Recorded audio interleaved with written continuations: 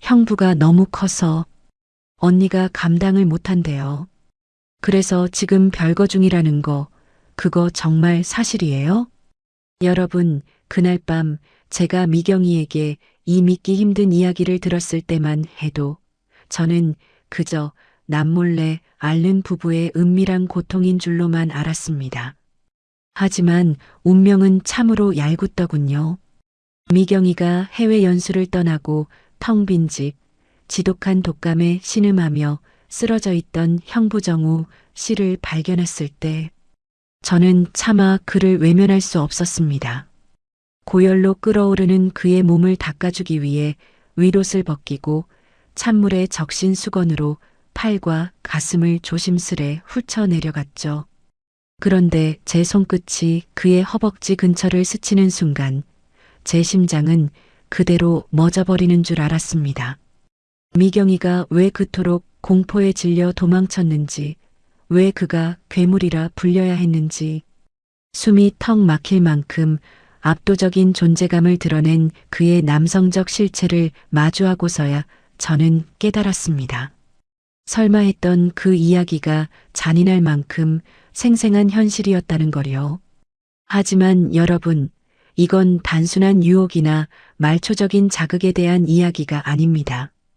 2년 전 남편을 바다에 묻고 껍데기처럼 살아가던 저라는 여자가 그 거대한 실체 앞에서 어떻게 다시 여자로 깨어나게 되었는지, 그리고 그 경이로운 위용 뒤에 숨겨져 있던 미경이의 추악하고도 치밀한 진실은 무엇이었는지, 세상의 비난을 뚫고 끝내 서로의 구원이 된 두 남녀의 파격적인 드라마.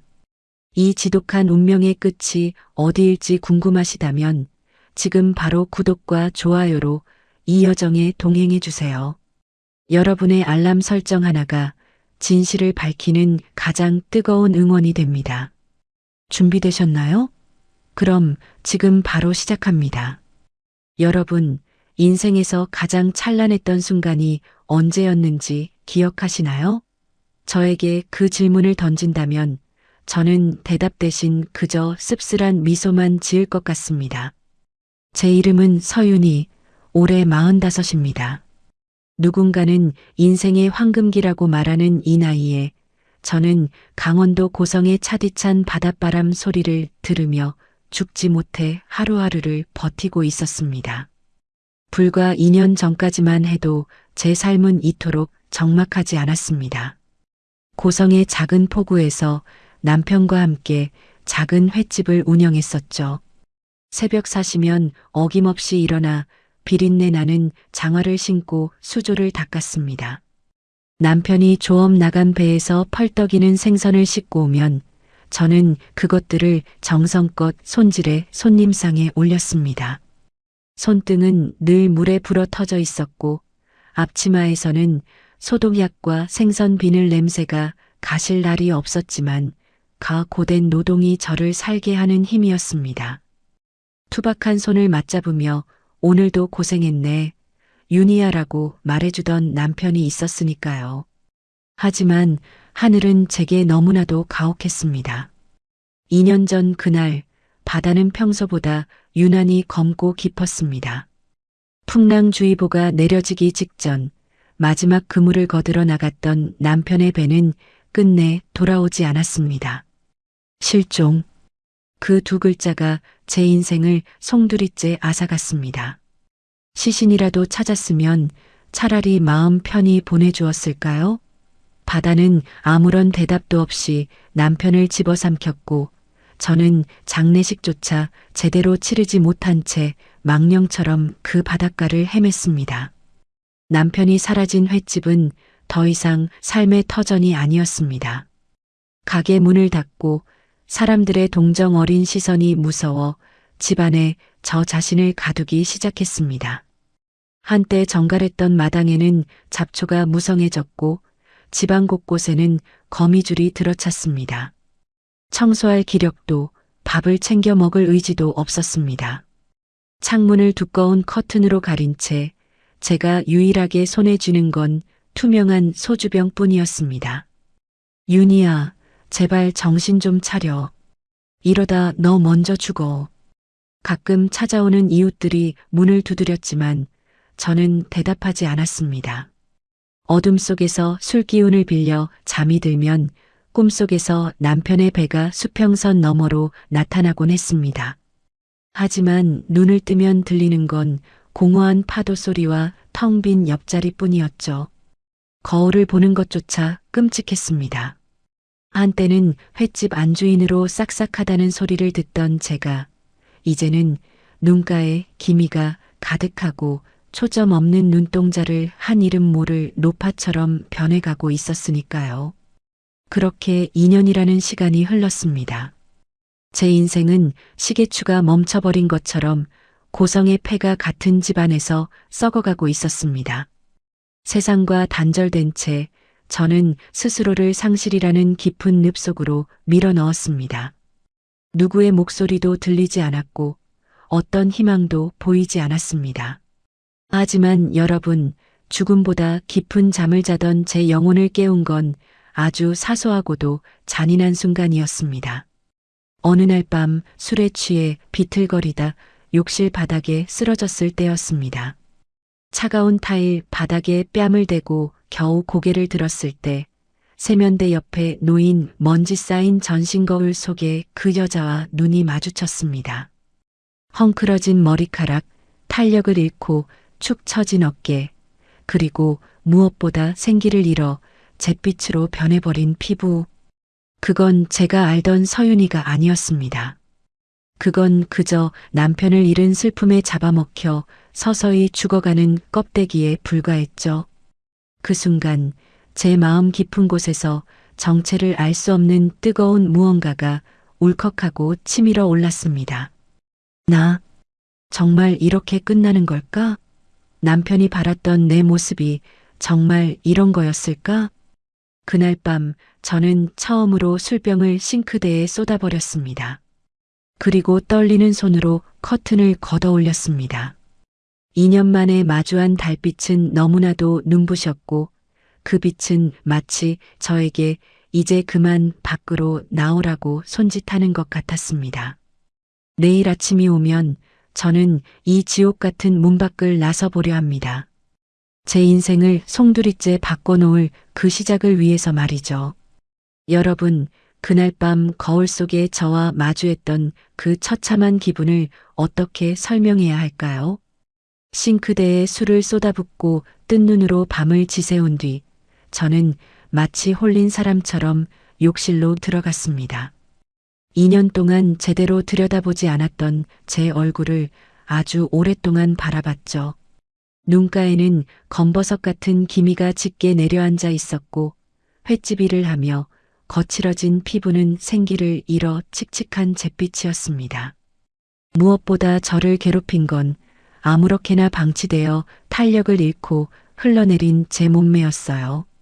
남편과 함께일 때는 몰랐습니다.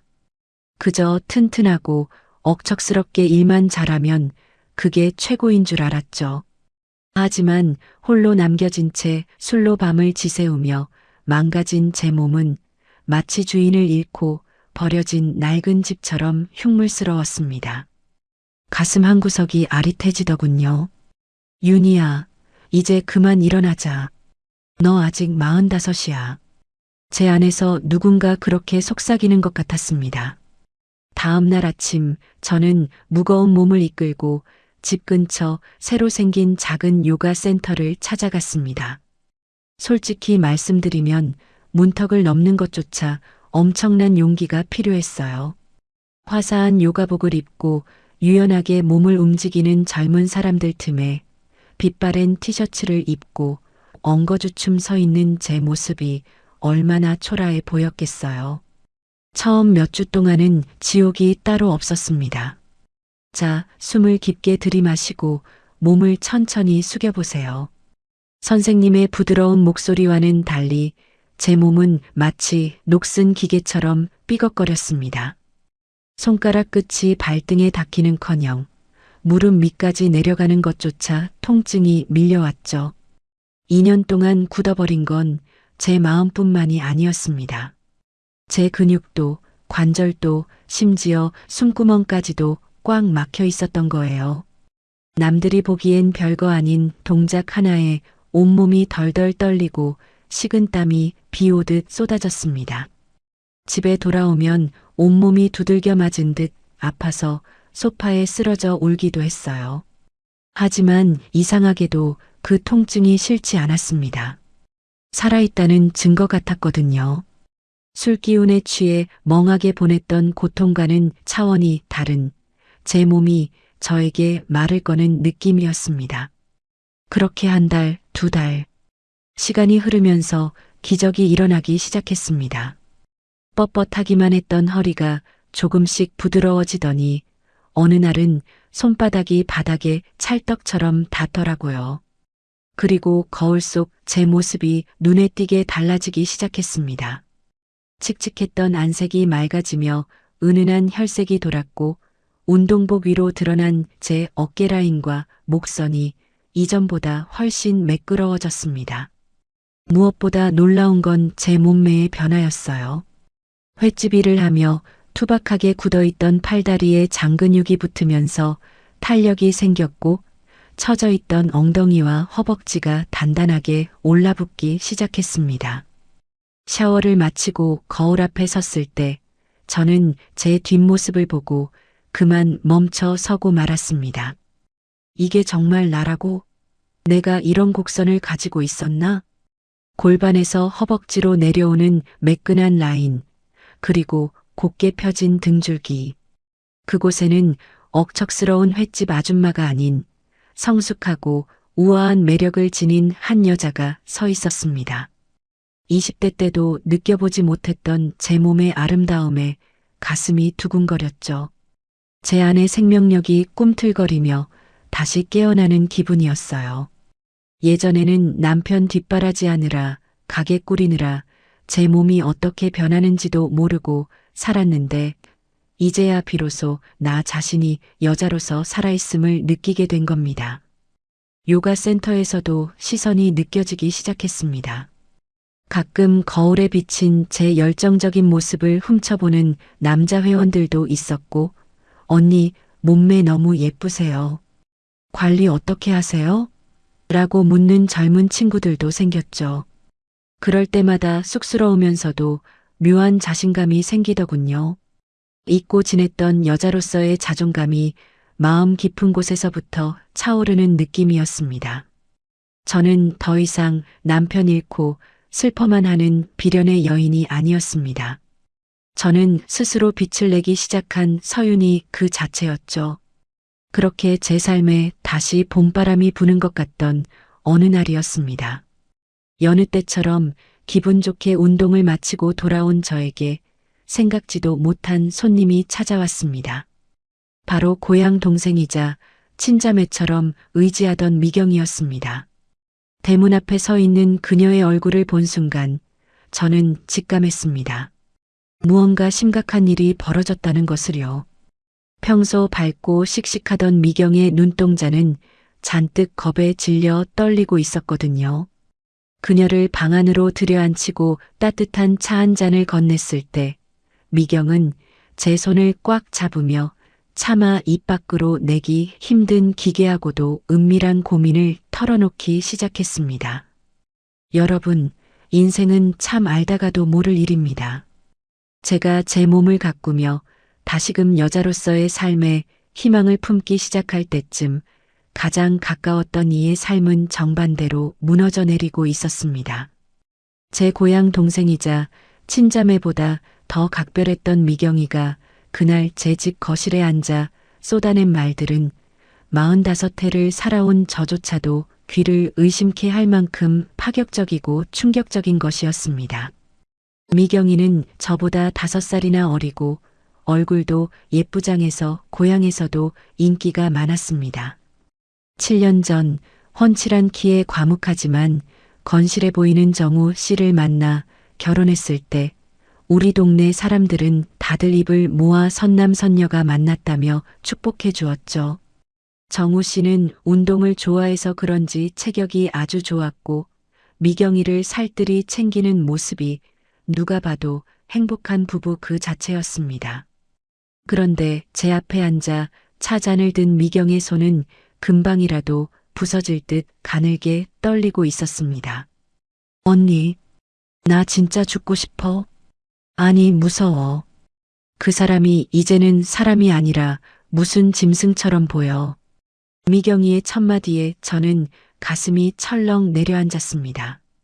처음엔 정우 씨가 바람을 피웠거나 손찌검이라도 한 줄 알았습니다. 하지만 미경이가 고개를 숙인 채 눈물로 쏟아낸 진실은 그보다 훨씬 더 본능적이고 원초적인 공포에 관한 것이었습니다. 미경이는 한참을 망설이다가 아주 작은 목소리로 그동안 아무에게도 말하지 못했던 은밀한 부부 생활의 비밀을 털어놓기 시작했습니다. 언니, 정우 씨 말이야. 그 부분이 정말 비정상적으로 커. 처음엔 그냥 남들보다 조금 좋은 편인 줄 알았지. 근데 그게 아니야. 시간이 갈수록 관계를 가질 때마다 내가 감당할 수 있는 수준을 완전히 넘어버렸어. 순간 제 머릿속이 하얘졌습니다. 성인 남녀 사이의 일이라지만 동생 같은 미경이에게 이런 노골적인 고민을 들으리라고는 상상도 못했으니까요. 하지만 미경이의 표정은 농담을 할 기색이 전혀 아니었습니다. 오히려 깊은 절망의 늪에 빠진 사람처럼 눈동자가 흐릿했죠. 그녀는 바들바들 떨리는 입술로 말을 이어갔습니다. 처음엔 사랑하니까 참았어. 나를 아껴주는 마음이 고마워서 내가 좀 아파도 웃어줬어. 그런데 언니, 그게 하루 이틀이 아니야. 이제는 잠자리에 들 시간만 되면 심장이 밖으로 튀어나올 것 같고 온몸에 소름이 돋아. 한번 관계를 갖고 나면 며칠 동안 제대로 걷지도 못할 만큼 아래가 짓물러지고 통증이 가시질 않아. 병원에도 몰래 가봤는데 의사 선생님이 도대체 무슨 일이 있었길래 이렇게까지 훼손됐냐고 묻더다고. 나 그때 정말 수치스러워서 죽고 싶었어. 미경이의 흐느낌이 거실을 가득 채웠습니다. 그녀의 이야기는 갈수록 충격적이었습니다. 정우 씨의 신체적 조건이 너무나 압도적이고 거대해서 미경이의 작은 몸으로는 도저히 수용할 수 없는 지경에 이르렀다는 겁니다. 미경이는 남편의 사랑을 받는 것이 즐거움이 아니라 마치 거대한 흉기로 몸을 난도질 당하는 것 같은 공포와 통증으로 다가온다고 했습니다. 이제는 정우 씨가 거실에서 옷을 갈아입는 뒷모습만 봐도 숨이 막혀. 그 거대한 육체가 나를 짓누를 것 같아서. 그래서 나 저번 달부터 거실에서 따로 자. 각방 쓴 지 벌써 한 달도 넘었어. 정우 씨는 자기가 뭘 잘못했냐고 묻는데 사실대로 말할 수가 없더라고. 당신 그게 너무 무서워서 같이 못 자겠다고 어떻게 말해? 그 사람은 아무 잘못도 없는데 그저 타고난 게 괴물 같은 건데. 미경이는 얼굴을 감싸쥐고 오열했습니다. 아내로서의 의무를 다하지 못한다는 죄책감과 동시에 자신의 몸이 망가질 것 같은 본능적인 공포 사이에서 가련한 동생은 서서히 말라가고 있었던 겁니다. 남들은 복받은 줄 알라며 우스갯소리로 넘길지 모를 일이었지만 당사자인 미경이에게 그것은 매일 밤 반복되는 잔인한 고문과 다름없었습니다. 저는 그저 미경의 마른 등을 토닥여줄 수밖에 없었습니다. 남편을 잃고 홀로 된 제 고독이 가장 큰 슬픔인 줄 알았는데 살아있는 남편을 곁에 두고도 육체적, 정신적 고통에 신음하는 미경의 모습은 또 다른 의미의 지옥처럼 보였습니다. 한참을 울던 미경이가 눈물을 닦으며 저를 빤히 쳐다봤습니다. 그리고는 평소보다 더 절박한 눈빛으로 믿기 힘든 부탁을 건넸습니다. 언니, 나 다음 주부터 회사에서 보내주는 한 달짜리 유럽 연수를 가기로 했어. 사실은 도망치고 싶어서 억지로 신청한 거야. 한 달이라도 그 공포에서 벗어나지 않으면 내가 미쳐버릴 것 같아서. 근데 마음이 안 좋아. 정우 씨, 집안일 하나도 할 줄 모르거든. 나 없는 동안 그 사람 밥 좀 가끔 챙겨줄 수 있을까? 언니라면 내가 믿고 부탁할 수 있을 것 같아서 그래. 저는 당혹스러웠습니다. 별거 중인 동생의 남편, 그것도 방금 전까지 그 은밀하고도 거대한 비밀의 주인공이었던 남자의 집을 드나들며 챙겨줘야 한다니요. 하지만 미경이의 창백한 얼굴과 떨리는 손을 외면할 수 없었습니다. 걱정 마, 미경아. 밥 굶지는 않게 내가 들여다볼게. 제 입에서 나간 그 약속이 앞으로 제 인생에 어떤 거대한 파도를 몰고 올지 그때의 저는 전혀 알지 못했습니다. 여러분, 운명이란 게 참 얄궂지요. 미경이가 유럽으로 떠나던 날 공항으로 가는 길에 제 손을 꼭 잡으며 신신당부하던 그 눈빛이 아직도 선합니다. 언니, 정우 씨가 겉만 멀쩡했지 속은 애야. 밥도 잘 못 챙겨 먹을 텐데 일주일에 두어 번만이라도 들여다봐줘. 미경이는 그렇게 도망치듯 비행기에 몸을 실었습니다. 그 은밀한 공포로부터 한 달간의 유예를 얻은 동생의 뒷모습이 안쓰러우면서도 저는 묘한 긴장감을 지울 수 없었습니다. 남편을 잃고 적막한 공기 속에 살던 제가 다른 남자의 빈자리를 채우러 가야 한다는 사실이 왠지 모르게 발걸음을 무겁게 만들었거든요. 그렇게 미경이가 떠나고 사흘째 되던 날이었습니다. 저는 아침 일찍 서둘러 시장에 들러 싱싱한 전복과 소고기를 샀습니다. 솜씨 발휘를 해서 죽이라도 좀 끓여다 줄 요량이었죠. 강원도 고성의 겨울바람은 유난히 매서웠습니다. 두꺼운 외투를 여미며 정우 씨네 집 앞에 도착했는데 어딘가 분위기가 이상했습니다. 평소 같으면 정우 씨가 마당이라도 쓸고 있거나 적어도 거실불은 환하게 켜져 있어야 할 시간인데 집안이 적막하기 이를 데 없었죠. 정우 씨? 저예요, 윤희 언니. 조심스레 배를 눌렀지만 아무런 대답이 없었습니다. 혹시 외출했나 싶어 돌아서려는데 문틈 사이로 아주 희미한 신음 같은 게 새어나왔습니다. 가슴이 철렁 내려앉더군요. 저는 미경이가 비상용으로 알려준 비밀번호를 떨리는 손으로 눌렀습니다.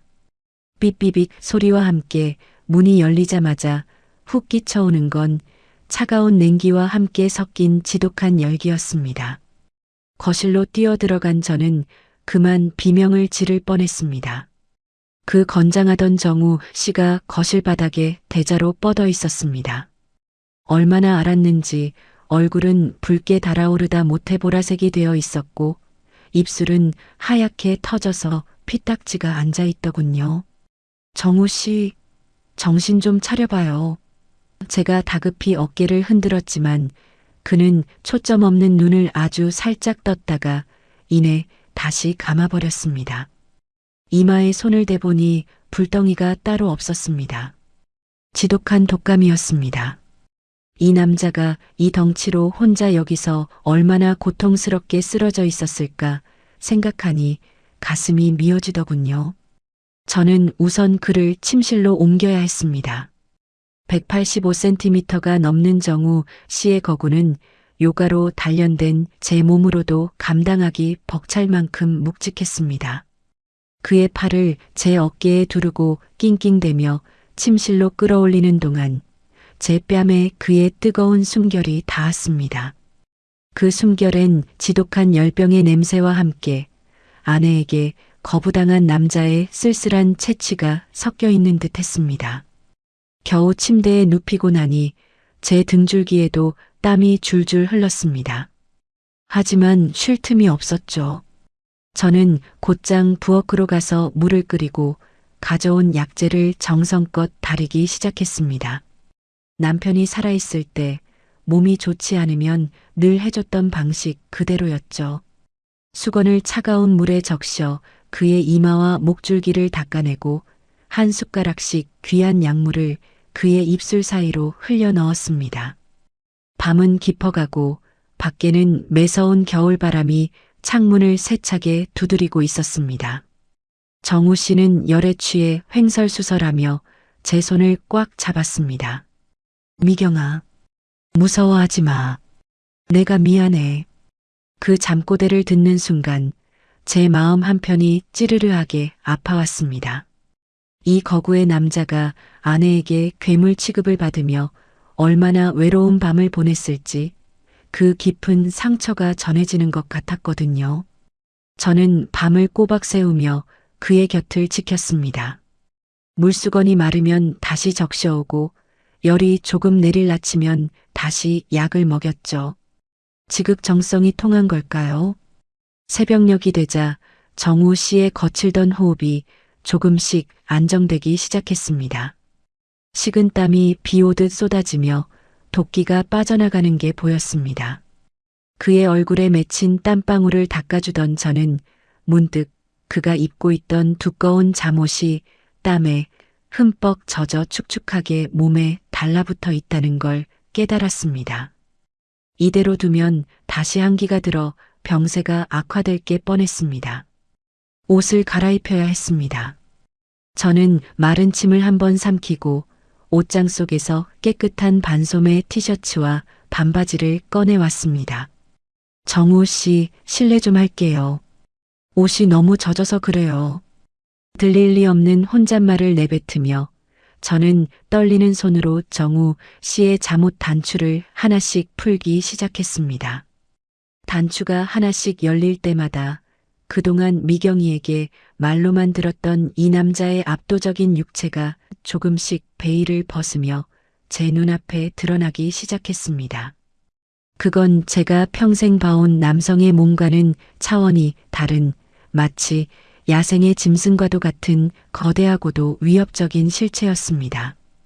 여러분 살면서 어떤 광경을 마주했을 때 뇌회로가 순식간에 정지되는 기분을 느껴보신 적 있나요? 저는 그날 새벽 정우 씨의 침대 머리맡에서 그 생경하고도 압도적인 경험을 했습니다. 땀에 젖은 그의 윗옷을 벗겨내던 제 손끝은 가늘게 떨리고 있었죠. 열꽃이 핀 그의 가슴팍 위로 찬물에 적신 수건을 가져다 대는 순간 저는 그만 숨을 들이켜고 말았습니다. 미경이가 그토록 하얗게 질려 소스라치던 이유를 그가 거실에서 옷을 갈아입는 뒷모습만 봐도 공포를 느낀다던 그 말의 의미를 저는 눈앞에 펼쳐진 실체를 통해 단번에 이해할 수 있었습니다. 정우 씨의 몸은 단순히 운동을 많이 한 남자의 수준을 아득히 넘어서 있었어요. 넓다 못해 방 안의 공기를 다 잡아먹을 듯한 어깨와 거친 숨을 내뱉을 때마다 터질 듯이 솟구치는 가슴 근육은 마치 대리석을 깎아 만든 조각상 같았습니다. 하지만 그건 시작에 불과했습니다. 땀을 닦아주기 위해 허리춤까지 젖은 옷을 걷어 올리자 미경이가 차마 입에 담지 못했던 그 비정상적인 거대함이 서서히 그 위용을 드러내기 시작했습니다. 잠든 와중에도 그리고 지독한 열병에 시달리고 있음에도 불구하고 그의 하반신에 웅크리고 있는 존재감은 상상을 초월하는 것이었습니다. 얇은 천이로도 숨길 수 없는 그 압도적인 부피와 길이는 제가 45해를 살며 단 한 번도 상상조차 해본 적 없는 파격적인 형태였죠. 제 손은 공중에 멈춘 채 내려올 줄을 몰랐습니다. 심장이 귓가에서 방망이질 치는 소리가 들렸고 입안은 바짝바짝 타들어갔습니다. 이건 사람이 감당할 수 있는 수준이 아니야. 미경이가 느꼈을 그 신체적 위협과 공포가 생생하게 전해지는 동시에 제 안에서는 아주 낯설고도 위험한 감정이 고개를 들기 시작했습니다. 2년 전 남편을 잃고 세상의 모든 빛을 잃었다고 생각하며 죽은 듯 살았던 제 몸속의 세포들이 하나둘씩 비명을 지르며 깨어나는 기분이었어요. 억척스럽게 횟집 일을 하느라 그리고 요가를 하며 다듬었던 제 유연한 곡선들이 저 거대한 남성적 실체 앞에서 묘하게 반응하고 있었습니다. 금기된 시선이라는 걸 알면서도 눈을 뗄 수가 없었습니다. 고열로 인해 붉게 달아오른 그의 피부와 그 위를 타고 흐르는 땀방울이 그의 근육 골짜기 사이로 스며드는 광경은 기이할 정도로 관능적이었습니다. 저는 홀린 듯이 다시 수건을 적셔 그의 몸 구석구석을 닦아내기 시작했습니다. 뜨거운 그의 살결이 차가운 수건 너머로 제 손바닥에 전달될 때마다 온몸에 소름이 돋으며 전율이 일었습니다. 하, 하. 그의 입에서 새어나오는 뜨거운 신음이 방 안의 정적을 깨뜨렸습니다. 그 소리는 마치 굶주린 짐승의 포효 같기도 했고 아내에게 거부당해 외로운 남자의 애처로운 부르짖음 같기도 했습니다. 저는 제 이성이 무너져 내리는 소리를 들었습니다. 도덕과 윤리라는 이름의 둑이 저 거대한 위용 앞에 속수무책으로 터져나가고 있었죠. 미경이에게는 공포였던 것이 제게는 평생 한 번도 경험해보지 못한 경이로움과 갈망으로 다가왔습니다. 남편과 살 때도 저는 수동적이고 순종적인 아내일 뿐이었어요. 하지만 지금 제 눈앞에 놓인 이 압도적인 에너지는 제 인생 전체를 송두리째 뒤흔들 만큼 강력했습니다. 그를 간호하는 제 손길은 점점 조심스러워졌고 동시에 더욱 깊어졌습니다. 그의 허벅지 안쪽을 스치듯 닦아낼 때 그의 몸이 움찔하며 반응하는 것을 보았습니다. 저도 모르게 제 숨소리가 거칠어졌고 방 안의 온도는 독감의 열기 때문인지 아니면 제 안에서 타오르는 불길 때문인지 분간할 수 없을 만큼 뜨거워졌습니다. 창밖의 바다는 집어삼킬 듯한 기세로 파도 소리를 내뿜고 있었고 낡은 집의 창문은 거센 바람에 덜컹거렸습니다. 하지만 제 온 신경은 오직 침대 위에 가로누워 있는 이 거대한 남자에게 집중되어 있었죠. 정신을 차려야 한다고, 이건 미경이의 남편이라고 머릿속으로 수없이 되뇌었지만 제 몸은 이미 정직하게 그의 존재를 원하고 있었습니다. 밤은 더욱 깊어갔고 정우 씨의 열은 쉽게 가라앉지 않았습니다. 아니, 어쩌면 가라앉지 않기를 바랐던 건지도 모르겠습니다. 그를 돌본다는 핑계로 이 은밀한 육체의 경탄을 조금 더 오래 지켜보고 싶었으니까요. 그리고 그때였습니다. 가쁜 숨을 몰아쉬던 정우 씨가 갑자기 눈을 번쩍 떴습니다. 초점 없는 눈동자가 허공을 헤매다 이내 제 눈과 정면으로 마주쳤습니다. 여러분, 그날 밤 고성의 바다는 마치 세상의 끝을 보려는 듯이 울부짖었습니다. 창밖은 칠흑 같은 어둠이었고 집을 통째로 삼킬 듯한 기세로 몰아치는 폭풍우 소리가 방 안의 정막을 더욱 날카롭게 파고들었죠. 하지만 제 심장 소리는 그 거센 파도 소리보다 더 크게 귓가를 때리고 있었습니다. 제 손목을 낚아챈 정우 씨의 손은 불덩이보다 더 뜨거웠고 그 악력은 마치 저를 놓치면 다시는 살아남을 수 없다는 듯 절박했습니다. 가지 마세요. 제발 혼자 두지 마세요. 열에 취해 갈라진 그의 목소리가 제 가슴을 후벼 팠습니다. 그건 단순한 환자의 신음이 아니었습니다. 사랑하는 아내에게 괴물이라 불리며 밀려나고 자신의 존재 자체가 공포가 되어버린 한 남자의 처절한 고립감이 섞인 울음이었죠. 그 눈빛을 마주하는 순간 제 마음속 깊은 곳에 켜켜이 쌓여있던 2년치의 고독이 일시에 무너져 내렸습니다. 남편을 바다에 보내고 껍데기뿐인 몸으로 버텨온 제 갈증이 그 남자의 눈물겨운 갈망과 공명하기 시작한 겁니다.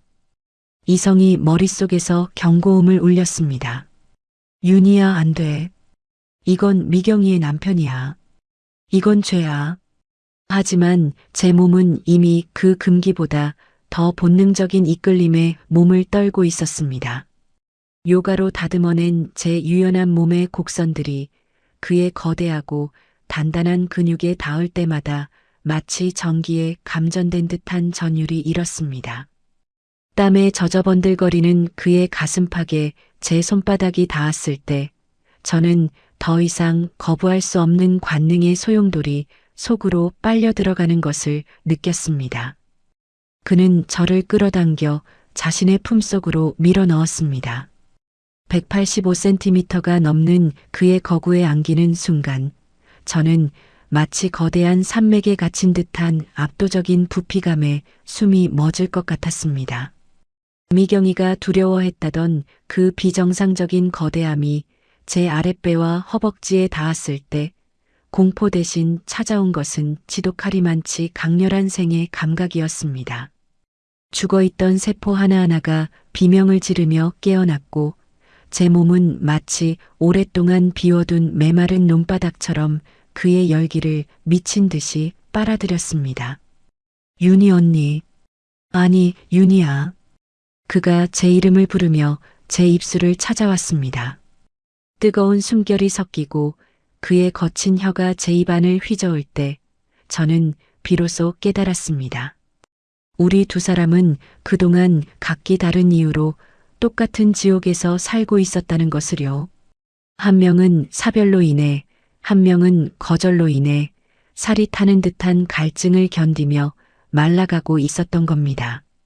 폭풍우가 유리창을 깨부술 듯 때려대던 그 밤, 우리는 서로의 결핍을 채우기 위해 짐승처럼 서로를 탐닉했습니다. 그의 손길이 제 옷 속으로 파고들어 요가로 매끄러워진 제 허리 라인을 움켜쥐었을 때 그 거대한 손바닥 하나가 제 몸의 절반을 덮는 것 같은 착각이 들었습니다. 그 압도적인 위용 앞에 제 몸은 한없이 작고 가련하게 느껴졌지만 그럴수록 제 안의 욕망은 더 뜨겁게 달아올랐습니다.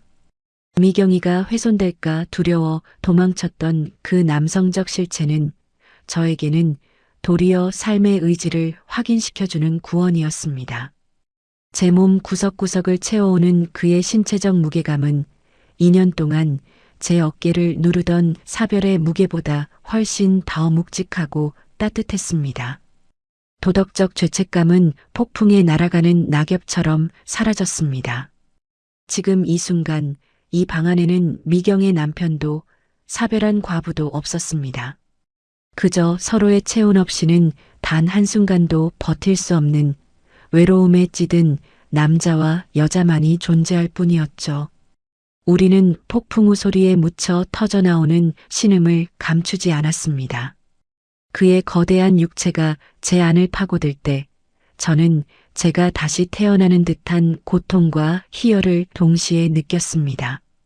밤새도록 이어진 그 미래는 마치 세상이 오늘로 끝날 것처럼 치열했습니다. 그가 저를 꽉 안고 절정에 도달했을 때 그의 뜨거운 눈물 한 방울이 제 어깨 위로 떨어졌습니다.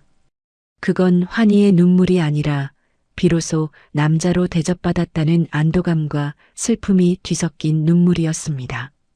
저 역시 그의 단단한 등을 손톱으로 핥히며 함께 울었습니다.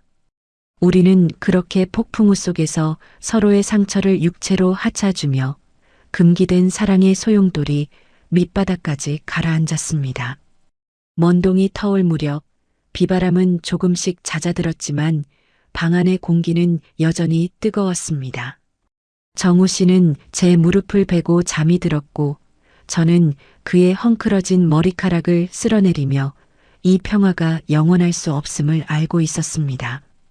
그런데 그때 잠결에 정우 씨가 제 손을 꼭 잡으며 믿기 힘든 말을 나지막이 뱉었습니다.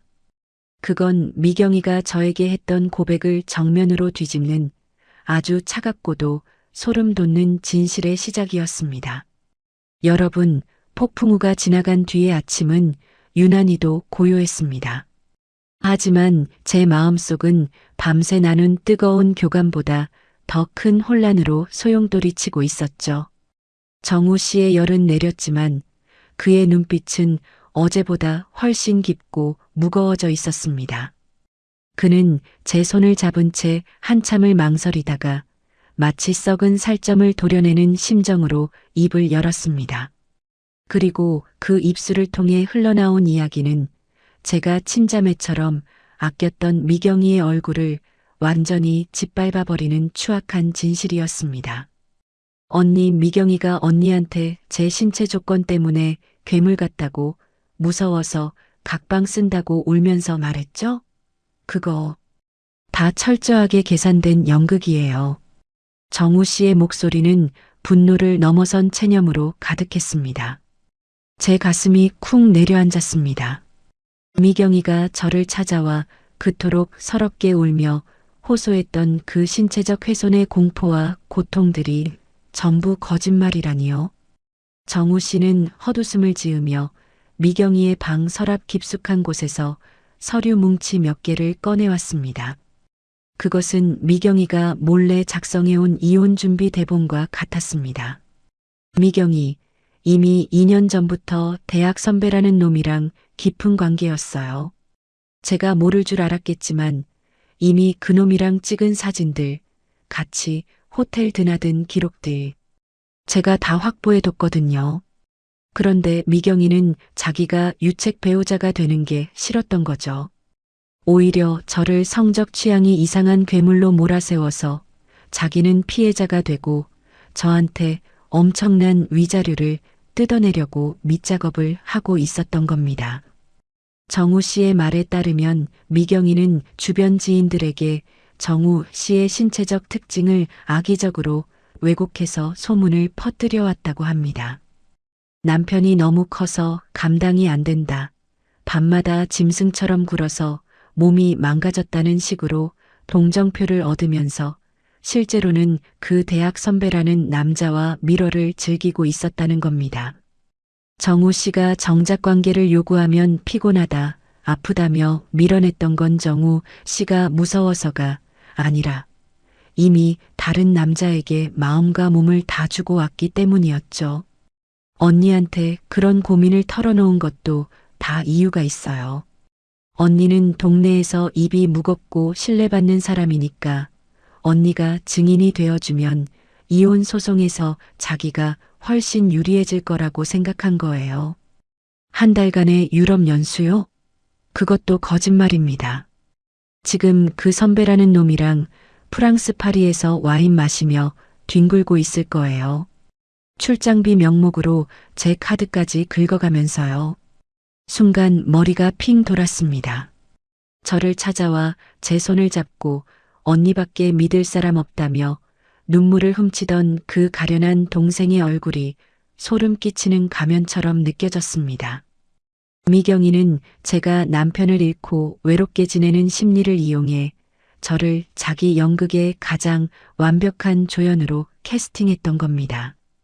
저뿐만 아니라 정우 씨라는 한 남자의 인격까지 신체적 결함이라는 프레임을 씌워 사회적으로 매장하려 했던 그녀의 치밀함에 온몸에 닭살이 돋았습니다. 정우 씨는 참아왔던 눈물을 흘렸습니다. 저는 미경이를 정말 사랑했어요. 제 신체 조건이 남들보다 좋다는 게 아내에게 고통이 된다면 평생 금욕하며 살 생각까지 했었죠. 그런데 알고 보니 저는 그저 돈줄이었고 자기 불륜을 덮기 위한 핑곗거리에 불과했더라고요. 그 거구의 남자가 어깨를 들썩이며 우는 모습을 보는데 어제 제가 느꼈던 그 압도적인 생명력이 사실은 얼마나 큰 상처를 입고 있었는지 느껴져 제 마음도 갈갈이 찢어지는 것 같았습니다. 배신감이 밀려왔습니다. 미경이는 저의 선의를 이용했고 정우 씨의 남성성을 조롱했습니다.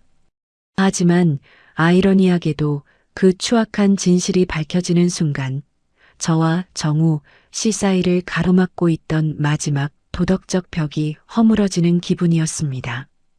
우리는 더 이상 지인의 아내와 동생의 남편이 아니었습니다. 한 여자의 사악한 음모에 휘둘려 상처받은, 그래서 서로를 더 간절히 보듬어야만 하는 가련한 두 영혼일 뿐이었죠. 저는 울고 있는 정우 씨의 거대한 등을 꽉 안아주었습니다. 정우 씨 미안해요. 제가 그런 줄도 모르고 미경이 말만 믿고 당신을 오해할 뻔했어요. 아니 사실은 그게 거짓이라 다행이에요. 제 진심 어린 고백에 정우 씨가 고개를 들어 저를 바라봤습니다. 그 눈빛 속에는 미경이를 향한 차가운 분노와 함께 저를 향한 뜨거운 유대감이 불꽃처럼 피어오르고 있었습니다. 우리는 그날 아침 미경이가 파놓은 함정 위에서 역설적이게도 더 단단한 우리만의 성을 쌓기로 결심했습니다. 하지만 미경이가 보낸 가짜 사진들과 메신저 대화 내용을 하나하나 확인하던 중 저는 그녀가 이번 여행에서 저지르고 있는 또 다른 경악스러운 행각을 발견하게 됩니다. 그것은 저와 정우 씨를 단순한 피해자를 넘어 복수자로 만들기에 충분한 증거였습니다.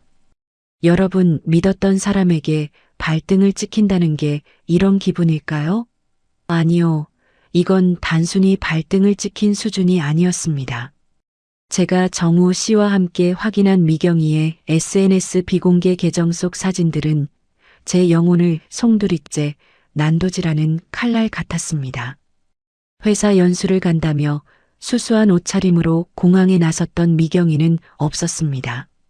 사진 속의 그녀는 가슴이 훤히 파인 화려한 드레스를 입고 에펠탑이 보이는 파리의 어느 루프탑 바에서 한 남자의 품에 안겨 세상에서 가장 행복한 미소를 짓고 있더군요. 그 남자의 어깨를 다정하게 감싸며 와인잔을 부딪히는 미경이의 모습 위로는 이런 문구가 적혀 있었습니다. 드디어 지긋지긋한 괴물에게서 벗어나 자유를 찾았다. 사랑하는 선배와 함께하는 이 시간이 꿈만 같아. 그 문장을 읽는 순간 제 온몸의 피가 거꾸로 솟구치는 기분이었습니다. 괴물이라니요. 자기 남편을 그토록 건실하고 과묵한 남자를 남들 앞에서 그렇게 모욕하며 불륜의 정당성을 찾고 있었다니.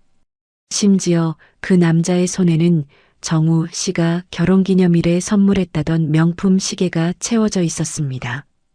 정우 씨는 헛웃음을 삼키며 고개를 떨구었습니다. 그 거대한 어깨가 파르르 떨리는 것을 보며 저는 그가 느꼈을 배신감의 깊이를 감히 짐작조차 할 수 없었습니다. 윤희 언니. 아니, 윤희야. 저 여자가 저를 찾아와 울면서 언니한테 했던 말들, 이제 다 기억나시죠? 언니는 정말 선의로 저를 챙겨주러 오신 건데, 미경이는 언니의 그 따뜻한 마음조차 자기 알리바이를 만드는 도구로 쓴 거예요. 제가 아파서 쓰러져 있는 동안에도 저 여자는 파리에서 축배를 들고 있었던 거죠. 정우 씨의 그 한 맺힌 목소리가 제 가슴을 후벼 팠습니다. 맞습니다. 미경이는 저를 이용했습니다. 남편을 잃고 세상 물정 모르는 가련한 언니를 자기 불륜의 완벽한 증인으로 세우려 했던 그 치밀함. 제가 정우 씨를 간호하며 느꼈던 그 고뇌와 죄책감들이 사실은 미경이가 짜놓은 거대한 사기극 안에서 춤을 춘 꼴이었다는 사실에 치가 떨렸습니다. 하지만 여러분, 희한한 일이죠. 그 지독한 배신감 끝에 찾아온 건 정우 씨를 향한 무한한 동질감과 연민이었습니다. 우리 두 사람은 한 여자의 비열한 계획 아래에서 철저하게 소모되고 버려진 피해자들이었습니다. 저는 사별의 아픔을 이용당했고 정우 씨는 남성으로서의 존엄을 짓밟혔습니다. 저는 떨리는 손으로 정우 씨의 투박하고 큰 손을 꽉 잡았습니다. 정우 씨, 우리 더 이상 미경이의 각본대로 살지 말아요. 미경이가 당신을 괴물이라고 불렀나요? 아니요. 제 눈앞에 있는 당신은 그 누구보다 뜨겁고 진실하고 아름다운 사람이에요. 미경이가 당신을 거부한 게 아니라 당신이라는 거대한 바다를 담기에 그 여자의 그릇이 너무나도 작고 추악했던 것뿐이에요. 제 진심 어린 말에 정우 씨가 고개를 들어 저를 바라봤습니다. 그 눈빛에는 더 이상 슬픔만 고여있지 않았습니다. 저를 향한 깊은 신뢰, 그리고 이 가혹한 운명을 함께 헤쳐나가겠다는 단단한 결의가 서려 있었죠. 우리는 그날 밤 미경이의 불륜 증거들을 하나하나 수집하며 밤을 지새웠습니다. 하지만 그것은 단순한 복수 준비가 아니었습니다. 서로의 상처를 확인하고 그 상처 위에 새로운 사랑의 살점이 돋아나게 하는 치유의 과정이었습니다. 우리는 이제 숨지 않기로 했습니다. 미경이가 만들어낸 그 거짓된 프레임 속에 갇혀 서로를 외면하는 것이 아니라 오히려 그 배신의 불길을 연료 삼아 우리만의 관계를 더 견고하게 타오르게 만들었습니다. 정우 씨는 제 요가로 다듬어진 유연한 몸을 안으며 속삭였습니다. 윤희 씨만이 저를 온전한 남자로 느끼게 해줬어요. 미경이의 가식적인 눈물보다 지금 당신의 이 정직한 온기가 저를 살게 합니다. 저 역시 그의 거대한 품속에서 비로소 안식을 찾았습니다. 세상은 우리를 불륜이라 손가락질할지도 모릅니다. 하지만 진짜 불륜은 마음이 떠난 채 남편을 조롱하며 다른 남자의 품에 안긴 미경이었지. 상처받은 영혼끼리 서로를 구원하기 위해 맞잡은 우리의 손이 아니었습니다. 우리는 배신감이라는 거친 파도 위에서 서로를 붙드는 유일한 구명줄이 되었습니다. 그렇게 보름이라는 시간이 흘렀습니다. 미경이의 귀국 날짜가 다가오고 있었습니다. 그녀는 아무것도 모른 채 자신이 짜놓은 완벽한 시나리오대로 정우 씨를 파멸시키고 위자료를 챙겨 떠날 꿈에 부풀어 있겠지요. 하지만 정우 씨의 서랍 속에는 이미 그녀의 추악한 민낯이 담긴 증거들이 가득했습니다. 그리고 제 마음속에는 더 이상 미경이를 향한 언니로서의 정 따위는 남아있지 않았습니다. 드디어 결전의 날 미경이가 유럽에서 돌아왔습니다. 공항 마중을 나가지 않은 정우 씨에게 전화를 걸어 오빠 나왔는데 왜 안 나와? 보고 싶었어라며 가식적인 애교를 부리는 그녀의 목소리를 스피커폰으로 듣고 있을 때 저는 정우 씨의 차가운 미소를 보았습니다. 이제 연극은 끝났습니다. 이제는 우리가 그녀에게 마지막 커튼콜을 선사할 차례였습니다. 여러분, 드디어 운명의 날이 밝았습니다. 유럽에서 한 달간의 밀월 여행을 즐기고 돌아온 미경이의 모습은 가관이었죠. 공항에서 바로 집으로 돌아온 그녀는 현관문을 열자마자 지친 기색을 꾸며내며 소파에 몸을 던졌습니다. 정우 씨와 저는 이미 안방에서 그녀의 가식적인 연극을 지켜볼 준비를 마친 상태였죠. 미경이는 정우 씨가 거실로 나오자마자 기다렸다는 듯 눈물을 훔치며 미리 준비한 대사를 읊기 시작했습니다. 오빠, 나 유럽에서 내내 생각해봤어. 우리 이제 그만하는 게 서로를 위해서 좋을 것 같아. 오빠의 그 비정상적인 요구들, 그리고 나를 힘들게 했던 그 신체적인 고통들. 나 이제 더 이상은 못 버티겠어. 우리 여기서 좋게 끝내자. 응? 적반하장도 유분수지. 어쩌면 저렇게 눈 하나 깜짝 안 하고 거짓말을 할 수 있을까요? 그녀는 가방 속에서 미리 준비해온 이혼 서류를 꺼내 테이블 위에 툭 던졌습니다. 서류에는 정우 씨를 성적 괴무로 몰아세우며 터무니없는 액수의 위자료를 요구하는 내용이 빼곡히 적혀 있었죠. 미경이는 정우 씨가 평소처럼 당황하며 미안하다고 빌 줄 알았을 겁니다. 하지만 정우 씨는 차가운 눈빛으로 그녀를 내려다보며 테이블 위에 자신의 스마트폰과 두꺼운 서류 봉투를 올려놓았습니다. 미경아, 연극은 여기까지 하자. 파리 루프탑 바에서 마신 와인은 맛있었니? 에펠탑 앞에서 그 선배라는 놈이랑 찍은 사진들 참 행복해 보이더구나. 정우 씨의 낮은 목소리가 거실에 울려 퍼지는 순간 미경이의 얼굴에서 핏기가 순식간에 가셨습니다.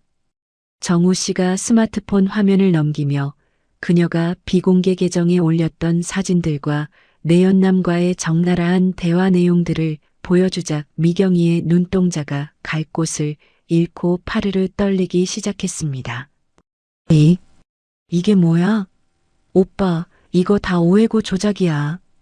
미경이는 소리를 질렀지만 정우 씨가 이어서 던진 호텔 결제 내역과 항공권 사본 앞에서는 입을 다물 수밖에 없었습니다.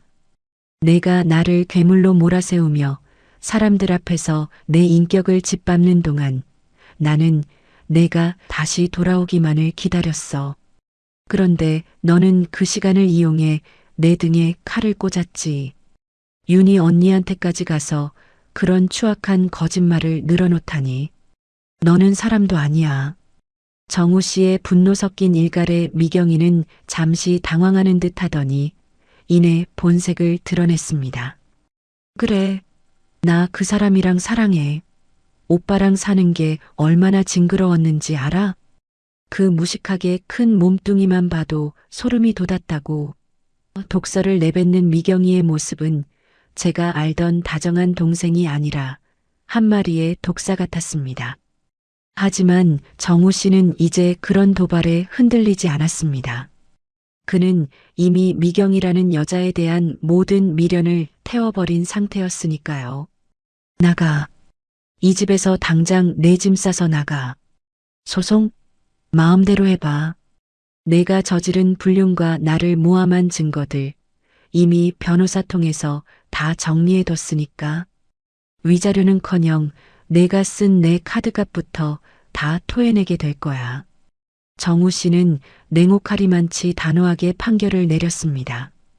7년이라는 세월을 함께한 아내였지만 그 세월이 모두 거짓이었음을 깨닫는 순간 자비란 사치일 뿐이었죠. 미경이는 악에 받쳐 소리를 지르고 물건을 집어던졌지만 정우 씨의 거대한 위용 앞에 이내 압도당해 쫓겨나듯 집을 나설 수밖에 없었습니다.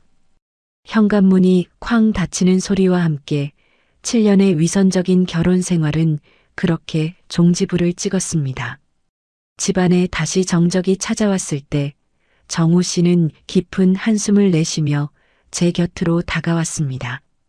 그의 어깨는 여전히 넓고 듬직했지만 그 위를 짓누르던 무거운 짐이 사라진 듯 한결 가벼워 보였습니다. 그는 제 손을 꽉 잡으며 말했습니다. 윤희야, 이제야 비로소 숨이 쉬어지는 것 같아. 내 옆에 있어줘서 고마워. 이제는 누구의 눈치도 보지 않고 오직 당신만을 위한 남자로 살고 싶어. 저는 그의 가슴에 얼굴을 묻었습니다. 폭풍 같은 이별 끝에 찾아온 건 서로를 향한 더 깊은 확신이었습니다. 우리는 이제 세상 밖으로 당당히 걸어나가기로 했습니다. 비록 미경이가 우리에게 어떤 악담을 퍼뜨릴지 세상이 우리를 어떻게 바라볼지 알 수 없었지만 적어도 서로의 진심만큼은 속이지 않기로 맹세했죠. 하지만 여러분, 상처 입은 여자의 도끼는 생각보다 무서운 법입니다. 집에서 쫓겨난 미경이는 순순히 물러날 위인이 아니었죠. 그녀는 자신이 가해자라는 사실을 은폐하기 위해 이제 저를 관역으로 삼아 마을 전체에 소름 끼치는 소문을 퍼뜨리기 시작했습니다. 착한 언니인 척하더니 내 남편을 꼬셔냈다는 그녀의 사악한 역습이 시작된 겁니다. 저는 결심했습니다. 이제는 제가 직접 나서서 그 추악한 입을 막아야 할 차례라는 것을요. 여러분, 세상에서 가장 무서운 게 사람의 입이라지만 그보다 더 무서운 건 진실을 외면한 채 휘두르는 가식의 칼날입니다. 정우 씨에게 쫓겨난 미경이는 반성은커녕 동네 어귀마다 다니며 눈물 섞인 거짓말을 뿌리고 다녔습니다. 윤희 언니가 내 남편 아플 때 간호해준다고 하더니 그 틈을 타서 남편을 꼬셨다. 남편의 신체적인 문제 때문에 내가 힘들어하는 걸 알면서도 언니가 어떻게 그럴 수 있느냐며 저를 천하의 몹쓸 여편네로 만들고 있었죠.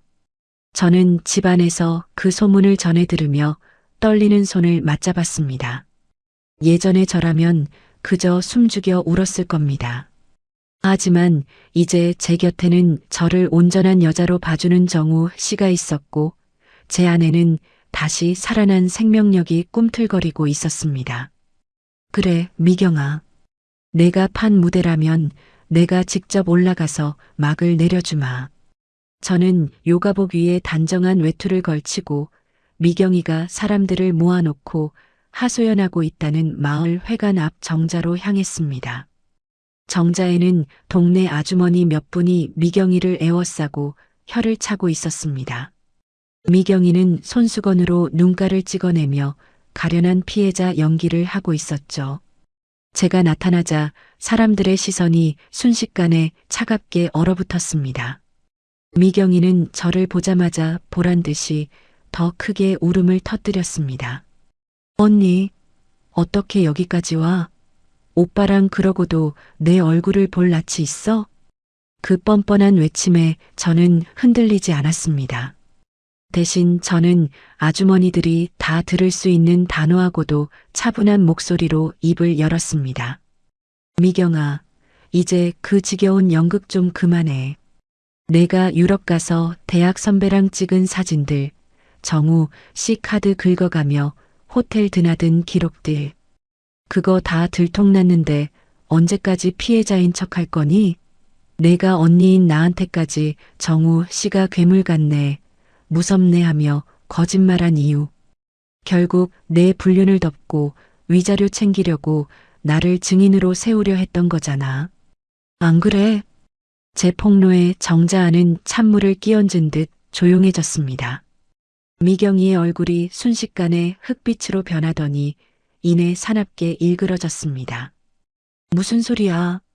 언니가 지금 오빠랑 눈 맞아서 나를 모함하는 거잖아. 미경이가 악을 쓰며 달려들려 했지만 저는 피하지 않고 그녀의 눈을 똑바로 응시했습니다. 모함? 정우 씨 서랍에 내가 그 남자랑 주고받은 적나라한 메시지들 다 출력되어 있어. 내가 정우 씨의 신체적 조건을 비정상적이라고 떠들고 다닌 건 내가 정작 정우 씨를 거부하고 밖으로 나돌 명분이 필요했기 때문이겠지. 하지만 미경아, 내가 버린 그 남자의 상처와 고독을 안아준 건 나야. 내 눈에는 괴물처럼 보였을지 모르겠지만 나한테 그 사람은 그 누구보다 깊은 사랑을 줄 아는 진정한 남자였어. 주변 아주머니들의 수군거림이 방향을 틀기 시작했습니다. 저는 한 걸음 더 다가가 미경의 귀에 대고 하지만 모두가 들을 수 있는 확신에 찬 어조로 선포했습니다. 내가 감당하지 못하고 버린 그 남자의 거대한 진심, 이제는 내가 지킬 거야. 정우 씨는 이제 내 남편이 아니라 상처받은 내 영혼을 구해준 내 남자야. 그러니까 더 이상 더러운 입으로 그 사람 모욕하지 마. 내가 버린 파렴치한 거짓말들, 세상이 다 알게 될 테니까. 미경이는 아무 말도 못한 채 부르르 떨기만 했습니다. 진실의 힘은 생각보다 강력했습니다. 그녀의 가식적인 눈물은 제 당당한 선언 앞에 힘없이 말라버렸죠. 저는 구경하던 사람들에게 정중히 목례를 하고 뒤를 돌았습니다. 등 뒤로 미경이의 비명 섞인 욕설이 들려왔지만 제 발걸음은 그 어느 때보다 가벼웠습니다. 죄인처럼 숨지 않고 제 사랑을 당당히 밝힌 그 순간 저는 비로소 남편을 잃은 과부 서윤이가 아닌 한 남자를 뜨겁게 사랑하는 여자로 다시 태어난 기분이었습니다. 하지만 여러분, 진실을 밝혔다고 해서 세상이 곧바로 우리 편이 되어주는 건 아니었습니다. 미경이와의 정면 승부는 승리였지만 그날 이후 마을에는 더 자극적이고 날카로운 비난의 화살이 우리를 향해 날아오기 시작했습니다. 아무리 그래도 동생 남편을 이라는 도덕적 잣대는 생각보다 견고했고 그 가혹한 낙인은 이제 막 행복을 꿈꾸기 시작한 저와 정우 씨를 다시 한번 벼랑 끝으로 밀어 넣으려 하고 있었습니다. 여러분, 진실을 밝히면 세상이 제 편을 들어줄 줄 알았습니다. 미경이의 추악한 불륜과 그 가식적인 가면을 제 손으로 벗겨냈으니 이제는 당당하게 고개를 들고 살 수 있을 줄 알았죠. 하지만 세상은, 특히나 좁디 좁은 이 시골 마을의 인심은 제 생각보다 훨씬 더 차갑고 가혹했습니다. 진실이 무엇이냐는 중요하지 않았습니다. 그들에게는 그저 친동생 같던 지인의 남편을 가로챈 여자라는 자극적인 소재가 더 필요했던 모양입니다. 그날 마을 회관 앞에서의 당당했던 선포 이후 제 일상은 지옥으로 변했습니다. 대문을 나서면 수군거리는 소리가 환청처럼 들려왔고 장을 보러 시장에 가면 상인들은 제 시선을 피하며 물건을 내주었습니다. 어머, 저 여자 봐. 낯짝도 두껍지. 어떻게 여기를 돌아다녀? 등 뒤로 꽂히는 그 날카로운 말들은 제 가슴에 깊은 주홍글씨를 새겨 넣었습니다. 평생 고성에서 횟집 안주인으로 성실하게 살며 쌓아온 제 평판은 단 며칠 만에 시궁창에 처박히고 말았습니다. 가장 견디기 힘든 건 오랜 세월 형님, 아우하며 지내던 이웃들의 냉대였습니다. 집 앞에 쓰레기를 투척하고 가는 사람도 있었고 제가 지나가면 보란듯이 바닥에 침을 뱉는 이도 있었습니다. 윤희 씨, 정말 실망이야. 남편 잃고 외로운 건 알겠는데 그래도 넘지 말아야 할 선이 있지. 한때 제 슬픔을 위로해주던 손길들이 이제는 가장 잔인한 가시가 되어 저를 찔러댔습니다. 정우 씨 역시 마찬가지였습니다. 그 건장한 체격으로 고개를 숙인 채 길을 걷는 그의 뒷모습을 볼 때마다 제 심장은 갈갈이 찢어지는 것 같았습니다. 마을 사람들은 그를 마누라 내쫓고 처형벌이랑 눈 맞은 놈이라 손가락질했고 그가 공들여 하던 일들도 하나둘씩 끊기기 시작했습니다. 우리는 마치 역병이라도 퍼뜨리는 사람처럼 취급받으며 철저하게 사회적 고립 속으로 밀려났습니다. 집안은 안전할 줄 알았는데 그것도 아니었습니다. 밤마다 모르는 번호로 욕설 섞인 문자가 날아오고 집 앞에는 미경이의 친척들이 몰려와 대문을 발로 차며 행패를 부렸습니다.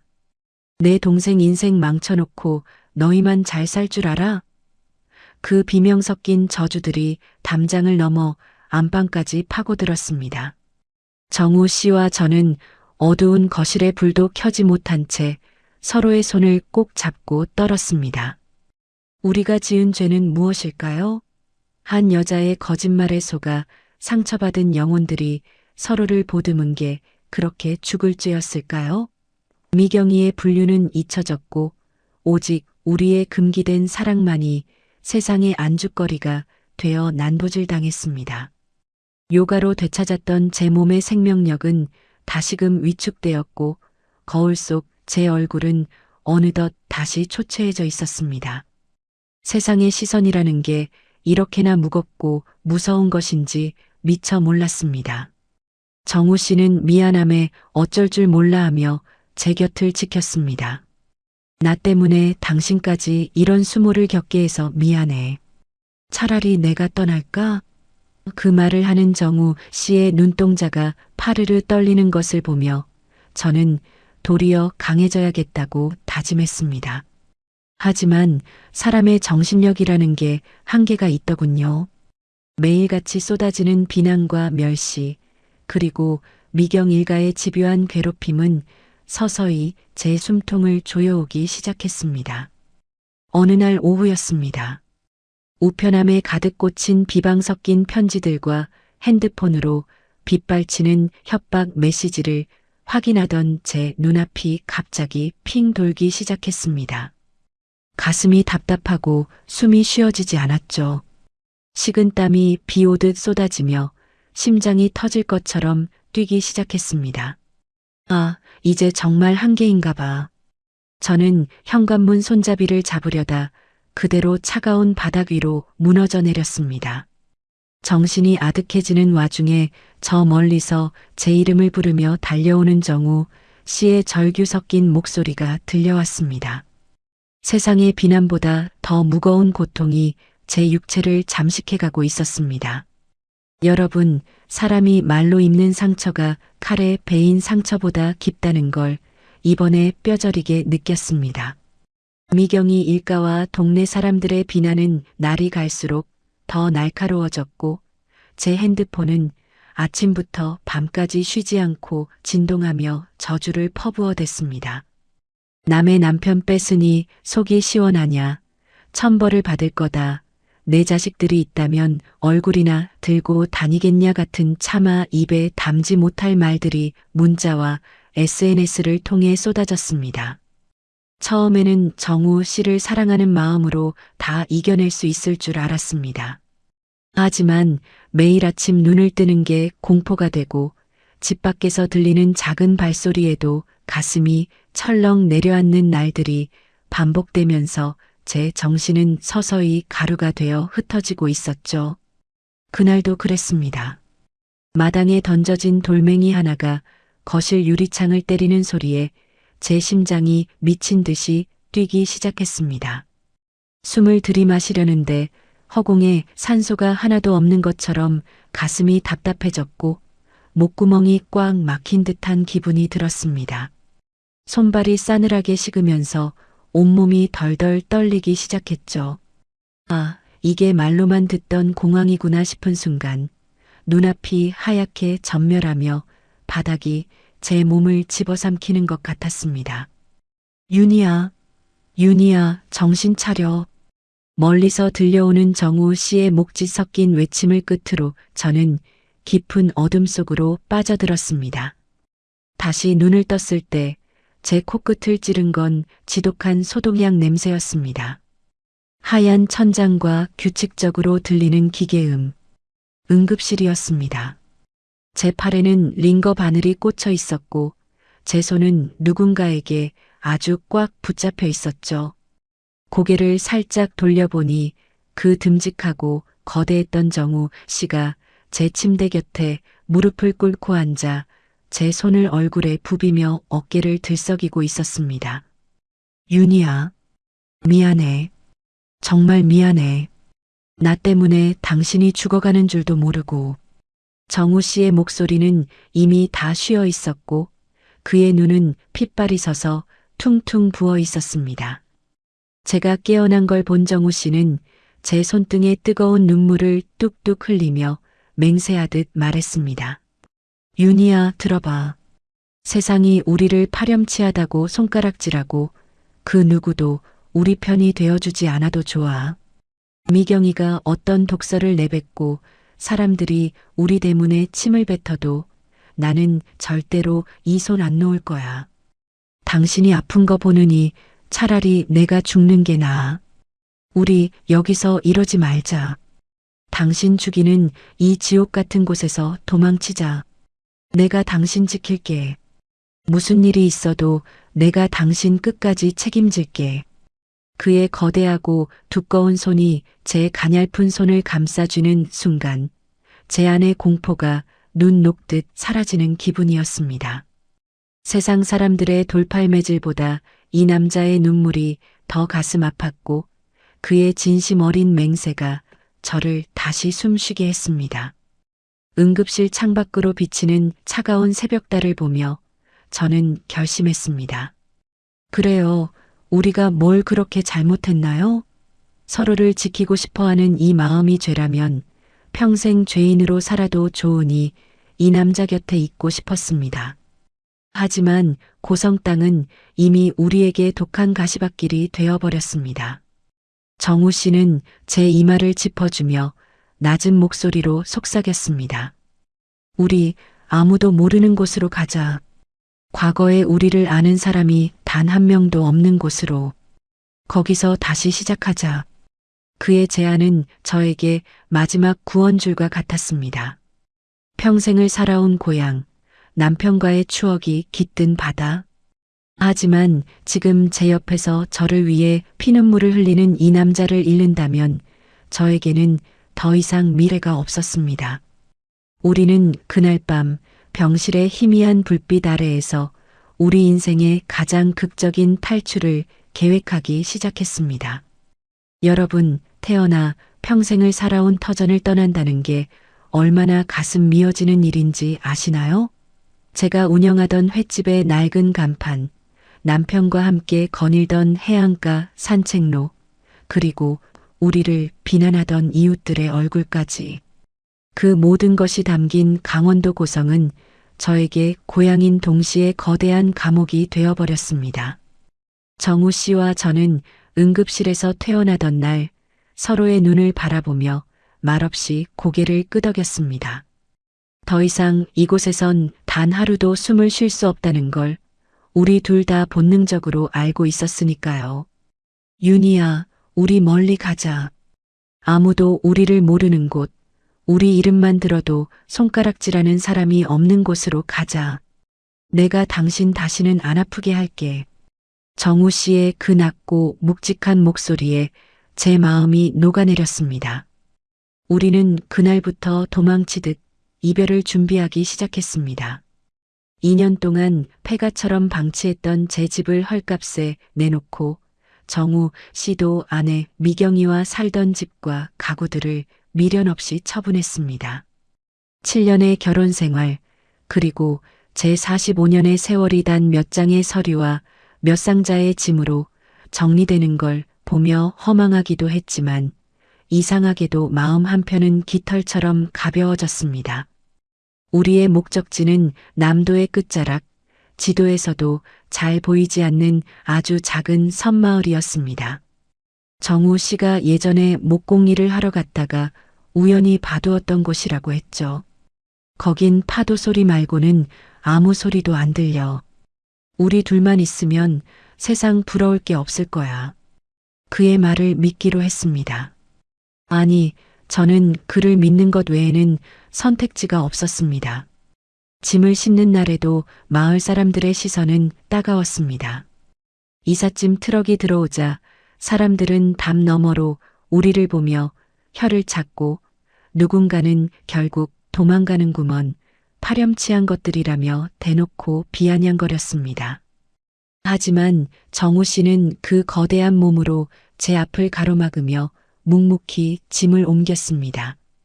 그의 넓은 등이 마치 저를 지켜주는 성벽 같아서 저는 더 이상 고개를 숙이지 않았습니다.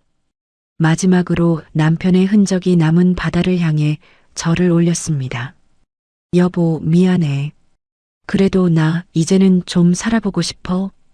저 사람 손잡고 한 번만 더 여자로 행복해보고 싶어.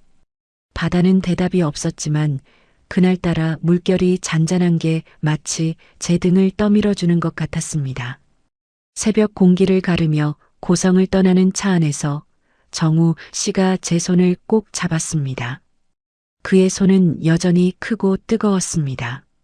백미러로 점점 멀어지는 고성의 해안선을 바라보며 저는 다짐했습니다. 다시는 뒤돌아보지 않겠다고, 세상이 우리에게 내린 낙인을 저 먼 바다에 던져버리고 오직 우리 두 사람의 인생만 설계하겠다고요. 여보, 우리 가서 뭐하고 살까요?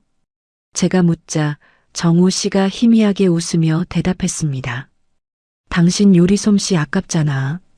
그리고 나도 손재주 하나는 자신 있고, 우리 작은 민박집 하나 차려서 우리처럼 상처받고 찾아오는 사람들한테 따뜻한 밥 한 끼 해주는 건 어때? 그 소소하고 소박한 미래가 제 가슴을 벅차게 만들었습니다. 우리는 고속도로를 달리고 달려 전라도의 푸른 바다가 보이기 시작할 때쯤 비로소 웃음을 되찾았습니다. 과거를 아는 이가 아무도 없는 곳, 우리를 불륜이라는 단어로 규정짓지 않는 곳으로의 여행은 그렇게 시작되었습니다. 차 안에는 낡은 옷가지 몇 벌과 주방 도구들 뿐이었지만 정우 씨와 저 사이에는 그 무엇보다 견고한 사랑과 의지가 가득 차 있었습니다. 마침내 배를 타고 들어가야 하는 작은 섬마을 선착장에 도착했을 때 눈앞에 펼쳐진 에메랄드빛 바다는 마치 우리를 환영하는 것 같았습니다. 정우 씨가 미리 점 찍어 두었다는 절벽 끝에 낡은 집이 멀리 보였습니다. 폐가나 다름없을 만큼 낡았지만 그곳에서 우리가 만들어갈 제2의 인생이 보였죠. 여러분, 남도의 끝자락 이 작은 섬마을에 도착했을 때의 그 첫 느낌을 잊을 수가 없네요. 코끝을 스치는 바람에선 고성의 매서운 비릿함 대신 달큼하고 따뜻한 흙내음과 맑은 바다 향기가 섞여났습니다. 정우 씨가 미리 점 찍어 두었다는 절벽 끝에 그 집은 오랫동안 사람의 온기가 닿지 않아 마당엔 작초가 무성하고 지붕은 군데군데 헐어 있었죠. 하지만 그 낡은 집 창문으로 내려다 보이는 바다는 마치 보석을 뿌려놓은 듯 반짝이고 있었습니다. 윤희야, 우리 저 바다 이름 따서 집 이름 지을까? 당신 이름도 한 글자 넣어서 말이야. 그렇게 탄생한 이름이 바로 민박윤슬이었습니다. 햇빛이나 달빛에 비치어 반짝이는 잔물결이라는 그 예쁜 말처럼 우리 인생도 이제는 그만 어둡고 눅눅한 곳에서 벗어나 반짝이길 바라는 간절한 마음을 담았죠. 고성에서의 그 처절했던 기억들을 뒤로하고 우리는 약속이라도 한 듯 매일 아침 일찍 일어나 먼지를 털어내고 낡은 벽을 닦아내기 시작했습니다. 정우 씨의 그 압도적이고 거대한 육체는 이곳에서 비로소 제 빛을 발하기 시작했습니다. 미경이에게는 공포의 대상이었고 세상 사람들에게는 지탄의 근거였던 그의 건장한 체격과 강인한 힘이 우리 집에 튼튼한 기둥을 세우고 썩은 석가래를 교체하는 데 쓰였거든요. 정우 씨가 땀을 뻘뻘 흘리며 무거운 원목을 번쩍 들어 올린 때마다 저는 그 뒷모습을 보며 묘한 안도감을 느꼈습니다. 그는 틈틈이 제 요가 공간도 만들어 주었고 손님들이 쉴 수 있는 작은 나무 벤치들을 마당 곳곳에 직접 짜 넣었습니다. 저는 그 옆에서 소매를 걷어붙이고 부엌을 정돈했습니다. 강원도 횟집 아줌마로 살며 다져온 제 손맛에 남도의 싱싱한 제철 나물과 해산물을 더해 우리만의 윤슬 정식을 차려냈죠. 솜씨 발휘를 해서 갓 지은 솥밥에 정성껏 끓인 국을 올리면 정우 씨는 세상에서 우리 윤희 씨 밥이 제일 맛있다며 고봉밥을 뚝딱 비워냈습니다. 그 소박한 식사 시간이 우리에게는 그 어떤 진수성찬보다 달콤한 치유의 성찬이었습니다. 민박 문을 연 지 얼마 지나지 않아 소문을 듣고 찾아오는 여행객들이 하나둘 늘기 시작했습니다. 도시의 소음에 지친 젊은 연인들, 홀로 배낭을 메고 찾아온 청년들. 그들은 우리 민박의 정갈한 나무 가구들과 제 소박한 밥상에 감동하며 사장님, 내외분 인상이 너무 좋으세요. 두 분 참 잘 어울리세요. 라는 말을 건넸습니다. 잘 어울린다는 그 평범한 한마디가 제 가슴을 얼마나 울컥하게 만들었는지 여러분은 모르실 거예요. 고성에서는 상상도 할 수 없던 축복 같은 말이었으니까요. 이곳에서 우리는 그저 성실하게 집을 가꾸는 남자와 손맛 좋은 안주인일 뿐이었습니다. 정우 씨의 거대한 체구는 손님들에게 듬직한 믿음을 주었고 제 친절한 미소는 그들에게 편안한 휴식이 되었습니다. 과거의 추악한 소문도 미경이의 저주 섞인 목소리도 이곳 파도 소리 앞에서는 아무런 힘을 쓰지 못했습니다. 밤이면 정우 씨와 저는 마당 벤치에 앉아 밤바다를 바라보았습니다. 정우 씨가 정성껏 깎아 만든 나무잔의 차를 따라 마시며 우리는 지나온 날들의 그늘을 조금씩 지워나갔습니다. 윤희야, 나 요즘 정말 행복해. 내 힘으로 당신 지킬 수 있는 집을 만들고 당신이 해준 밥 먹으면서 눈 뜨는 게 꿈만 같아. 정우 씨의 고백에 저는 그의 단단한 팔에 머리를 기댔습니다. 그의 품은 여전히 넓고 따뜻했고 그 안에서 저는 비로소 온전한 평화를 느꼈습니다. 우리는 더 이상 죄인이 아니었습니다. 서로의 결핍을 채워주고 무너진 삶을 일으켜 세워준 서로의 구원자였습니다. 민박 윤슬의 불빛은 매일 밤 절벽 끝에서 고요하게 빛났고 우리의 사랑도 그 빛을 닮아 은은하고 견고하게 깊어갔습니다. 그렇게 1년이라는 시간이 흘렀습니다. 섬 생활에 완벽하게 적응해 갈 때쯤 우리에게는 또 다른 기분 좋은 변화가 찾아왔습니다. 바로 정우 씨의 타고난 신체적 강점을 살린 새로운 일이 들어오기 시작한 거죠. 섬마을의 꾸준히 일을 도맡아 하던 정우 씨의 성실함과 압도적인 작업 능력이 입소문을 타면서 이 작은 섬을 넘어 이웃 섬까지 그의 손길을 필요로 하는 곳이 늘어난 겁니다. 여러분, 드디어 제 긴 이야기의 마지막 장에 다다랐네요. 남도의 이 작은 섬마을에서 사계절을 보내며 저는 참 많은 것을 배웠습니다. 세상이 말하는 도덕, 사람들이 휘두르는 잣대, 그런 것들이 때로는 한 사람의 진실한 영혼을 얼마나 잔인하게 짓밟을 수 있는지도 알았고, 그럼에도 불구하고 끝까지 서로의 손을 놓지 않는다면 결국은 구원받을 수 있다는 것도 깨달았습니다. 우리 윤슬 민박이 자리를 잡고 정우 씨가 마을의 듬직한 일꾼으로 인정받게 될 무렵 우리는 문득 깨달았습니다. 우리에겐 그 흔한 결혼사진 한 장, 약속의 징표 하나가 없었다는 사실을요. 세상의 시선이 무서워 도망치듯 이곳에 왔고 살기 위해 발버둥 치느라 정작 우리 마음을 공식적으로 확인하는 절차를 잊고 살았던 거예요. 윤희야, 남들이 보면 미쳤다고 할지도 몰라. 이미 살고 있는데 무슨 결혼식이냐고 하겠지. 그런데 나는 당신한테 꼭 약속하고 싶어. 이제는 누구의 남편이 아니라 오직 서윤이라는 여자의 남자로 살겠다고. 정우 씨의 그 진심 어린 제안에 저는 참았던 눈물을 터뜨렸습니다. 우리는 화려한 예식장도 축복해줄 하객도 없었지만 세상에서 가장 아름다운 우리만의 결혼식을 준비하기 시작했습니다. 예식장은 우리 집 앞 파도 소리가 오케스트라처럼 울려 퍼지는 호젓한 모래사장으로 정했죠. 저는 요가복 대신 정우 씨가 육지로 나갔을 때 몰래 사온 하얀 원피스를 입었고 정우 씨는 땀 냄새 밴 작업복 대신 깔끔한 셔츠를 받쳐 입었습니다. 해질녘 노을이 온 바다를 황금빛으로 물들일 때 우리는 맨발로 모래사장을 밟으며 서로의 앞에 섰습니다. 정우 씨의 거대한 손이 제 가냘픈 손을 감싸 쥐었을 때 저는 느낄 수 있었습니다. 이 손은 미경이가 말한 괴물의 손이 아니라 거친 풍파로부터 저를 지켜낸 세상에서 가장 따뜻하고 든든한 성벽이라는 것을요.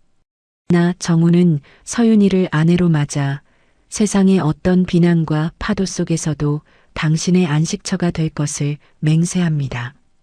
정우 씨의 묵직한 음성이 파도 소리에 섞여 울려 퍼졌습니다.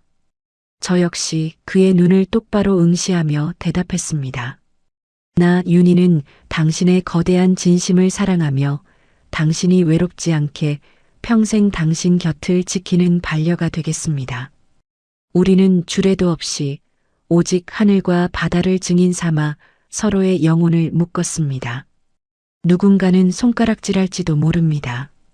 동생의 남편이었던 사람과 어떻게 그럴 수 있느냐고, 그건 금기라고 말이죠. 하지만 여러분, 진짜 죄는 무엇일까요? 사랑하지 않는 사람을 이용하고 조롱하며 자신의 욕망을 채우는 것일까요? 아니면 상처받아 쓰러진 영혼을 일으켜 세우고 그 상처를 진심으로 보듬는 것일까요? 우리는 파렴치한 불륜 남녀가 아니라 지옥 같은 현실에서 서로를 건져낸 구원자였습니다.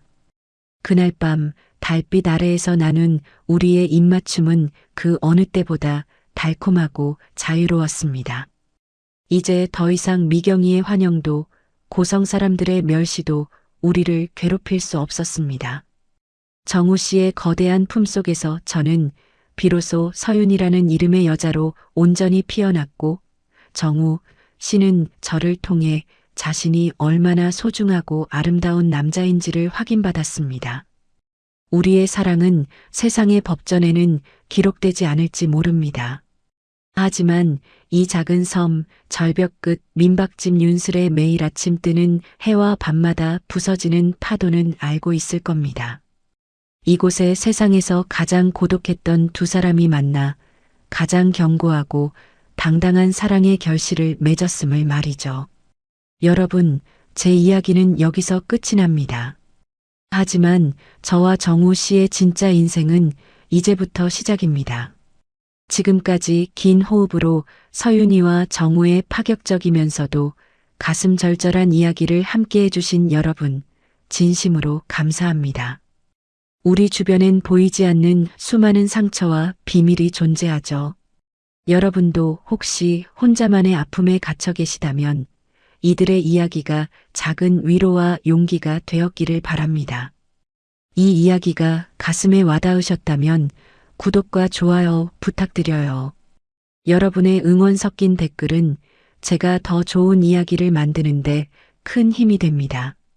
새로운 이야기가 올라올 때 놓치지 않으시려면 알림 설정도 잊지 마세요.